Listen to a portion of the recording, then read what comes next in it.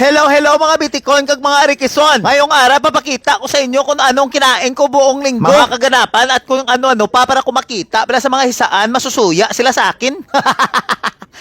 Sabado na araw pumunta kami kay RJ na inasal para kumain sana ng inasal na manok dahil sa araw na ito opening ng kanyang bagong restaurant. Nandito din yung manager ng Bacolinios Grill na si Ariel para mag-espiya kung anong mga masarap dito.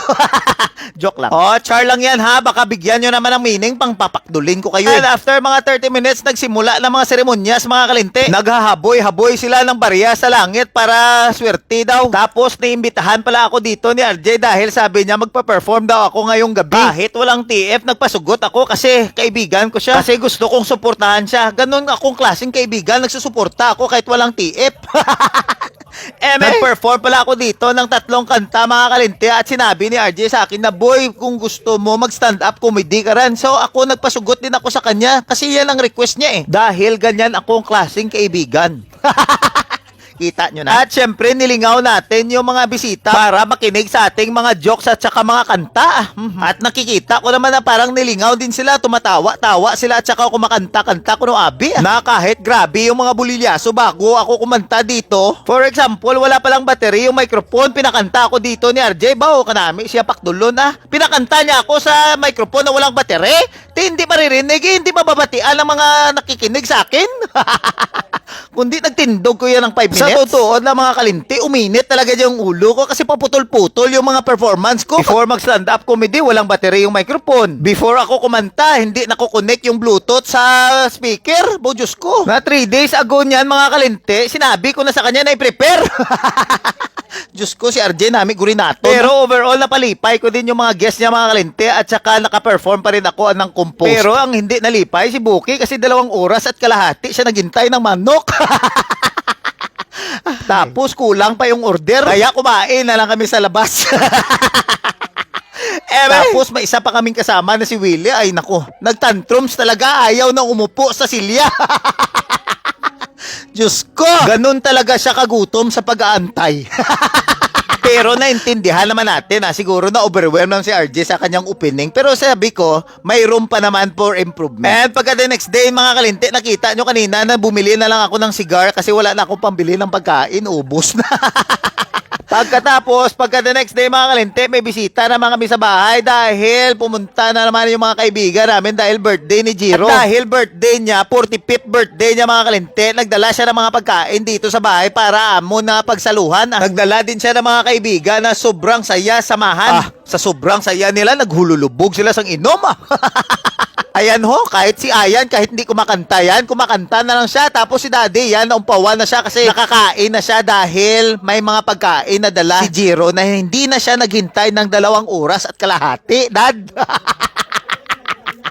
Nandito pa rin yung picture na bad trip ka talaga. At sa party na ito mga kalinte, meron kaming litson, menudo, morcon, Shanghai, KBL, ice cream, cake at marami pang iba. Sabi ko grabe yung mga pagkain dito, parang busog na ako. Pupunta pa naman ako sa Boracay sa October 8. Tapos ako kain ng kain. Paano ako dito magpapagamay ng tiyan man?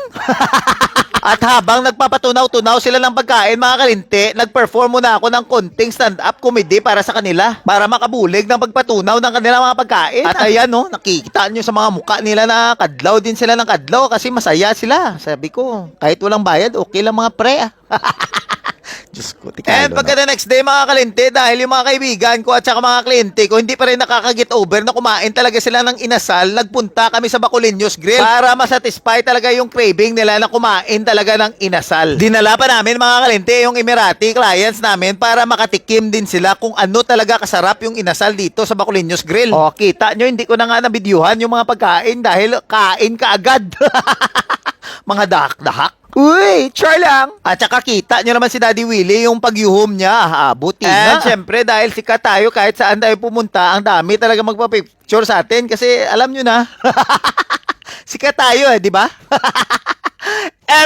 And pagka the next day naman mga kliyente, pumunta naman yung mga kliyente natin sa ating bahay para mag-training, para ma-burn off nila daw yung kinain nila na perti kadamo. Siyempre, pinakitaan natin sila ng mga baskog na mga galaw eh. Pati ang kliyente ni Buki na Emirati Impress Pagka the next day naman mga kliyente, sabi ko gusto ko muna mag-practice ng kanta-kanta para sa October 18 bala sa Preska Grill bala namin tingog tabla. Budlay na baka masuyaan bala tayo Pagka the next day naman mga kalinti, pumunta tayo sa may Atlantis The Palm para kumain dito ng buffet sa may Saffron. Napakamahal dito mga kalinti. Pero dahil abroad kami, kayang-kaya ni Ayan yan. Birthday niya kasi. Nag-turn naman siya mga kalinti ng 45 sa araw na ito. At sa araw na ito mga kalinti, marami siya naging guest. Meron kami from Magsungay, meron kami from Alunan, Baybay, meron din from East Homes, meron din from Victorias, from Batangas, Iloilo, at saka sa puso mo. Charla. Siyempre, hindi ko na naman ulit nakunan ng pagkain dahil pagdating, siyempre, gutom na. Balbal na yun And of course, para matunaw-tunaw yung mga kinain natin, mga kalinti, syempre, pa-picture-picture muna tayo, maglakad-lakad muna tayo dito sa Atlantis na Pal para matunaw yung kinain natin. Ilibot-libot ko muna kayo dito, mga kalinti, dahil palagi ako na dito. Basic sa akin to, pero dahil kayo nanonood, ilibot-libot ko kayo para hindi kayo mamanol ba? Bakit basic sa akin to? Syempre, dito ako nagbe-breakfast, nagla-lunch, nagdi-dinner, kasi kayang-kaya kong bayaran dito dahil abroad ako. Lang. Ito pala yung lobby nila na may mga design sa gitna na hindi ko alam kung ano yan. At kasama natin yung mga tourist from Minapaso, Magsungay, Alunan. Ay grabe, feeling ko talaga honored na honored ako sa kanila dahil mga sosyal ito mga kalinti. Dahil pag kumain kami ng tabagak or any na uga, hindi sila kumakain ng ulo. Grabe, mga taga Magsungayan at saka mga taga Dawis at Alunan, bye-bye.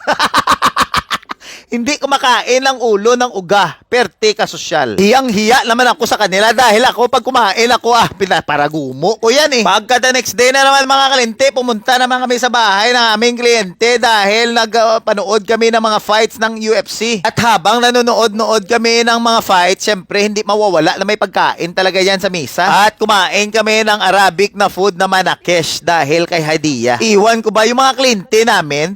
Parang ang feeling ko, nangingita sila ng patas. Gusto nilang tumaba din kami katulad nila. Pinapakain kami na madami. Nung nalaman ko ganun pala yung plano nyo sa amin. Halika kayo, pumunta tayo sa Kuya Restaurant na ang owner dito, best friend ko daw.